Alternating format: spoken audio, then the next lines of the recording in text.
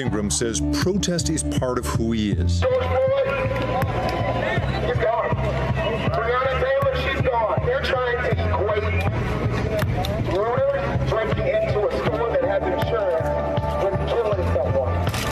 I remember winning my regional championship in wrestling and putting up a black power fist. I've been like since I was 15. He says he doesn't remember June 14th well, but the spring was a time of fierce emotions. That passion and that anger came out when I was on the megaphone that day. He wound up aiming the megaphone at an officer, and the NYPD says he, quote, caused pain and protracted impairment to her hearing.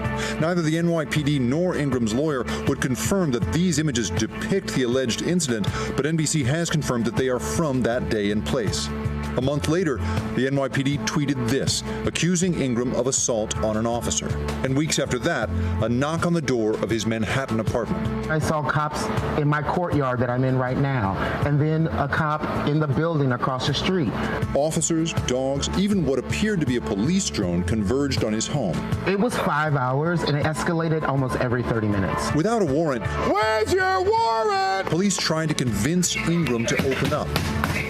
They brought up my grandmother during it. They were saying, like, what would Dolores think? And I had these posts on, like, my Instagram and Facebook. They were quoting me, like, won't you be the warrior that you say you are? They had a whole script on your life from your social media posts. Yeah, it was bizarre. It was bizarre. On the day of the attempted arrest, a news crew caught a shot of this flyer. It says facial identification. The portrait is from Instagram. How do we know? Well, it was shot by an NBC photographer. The NYPD confirmed that it used facial recognition in Ingram's case, saying, quote, it's a limited investigative tool comparing a still image from surveillance video to a pool of lawfully possessed arrest photos. It's not clear what led NYPD to a photo from social media, but photos like Ingram's Instagram image can be used in rare instances, according to NYPD policy, with the approval of either the Chief of Detectives or the Deputy Commissioner of Intelligence and Counterterrorism. I felt like using high-tech resources like that would be limited to people committing egregious crimes. This is not a tactic used only in New York. It's happening across the country. In Miami, 25-year-old ORIANA ALBORNOZ'S can be seen during this May 30th protest. Police say she threw 2 rocks, one that hit an officer and that it, quote, struck his left leg, causing bruising and abrasions. She has pleaded not guilty. Miami police admit to using facial recognition program Clearview AI, which can match even the grainiest portraits to other photos of you online. But Miami police regulations prohibit using it on people exercising constitutional rights. This means that if somebody is peacefully protesting and not committing a crime, we cannot use it against them. But if ALBORNOZ'S hit an officer, the rules change, according to the Assistant Chief of Miami Police in an interview with NBC 6 South Florida. We have used the technology to identify violent protesters who assaulted police officers, who damaged police property, who set property on fire, and we have made several arrests in those cases, and more arrests are coming in the near future.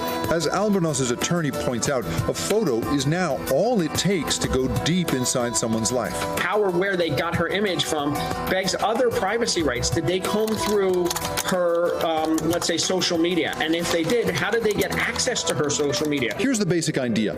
If a police department has someone's face in a photo or on security camera footage and can't identify them through witnesses, Clearview compares that image to its vast collection of faces, finds a match, and gives police a likely name and a chance to build a profile on that person.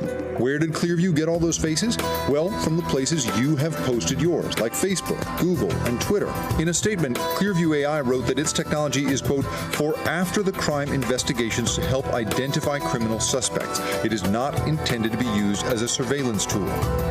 Back in March, we spoke with its CEO about how police use the technology. They're not really going out there, as far as we know, and very confident about that, and snooping to try and find new cases to solve. A lot of it is. I mean, that's the convenience you've created here. It has to be public information. Typically, criminals aren't posting all this stuff publicly about, the crimes that they're doing. But it's not just public information, right? It's just that if a police officer suspects somebody, takes their photo on their phone, it will then match it up to information, and they never had to ask them, let me see your ID. So identifying people is, a very safe, positive thing. I don't think that police officers are going to be told you can go around with this to take photos of anyone you want. Of any facial recognition company, Clearview AI, which specifically markets to law enforcement, offers the broadest ability to identify faces on the web and social media. The NYPD did not answer our questions about its relationship with Clearview. And while they confirmed the use of facial recognition, we don't know exactly how or why it was used in the case of Derek Ingram. But I felt like, not me though, not me. We're not doing anything violent or wrong. They have no reason. We're not rioting, looting, burning buildings. The day after the siege on his apartment, Ingram turned himself in.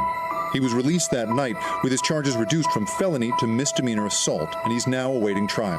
Having CCTV, having facial recognition is a good thing, like with child abductions, with violence, but also like people's human rights matter too, and that's going to take us monitoring and surveilling our own government as well and holding them accountable. Hey, NBC News viewers, thanks for checking out our YouTube channel. Subscribe by clicking on that button down here and click on any of the videos over here to watch the latest interviews, show highlights, and digital exclusives. Thanks for watching.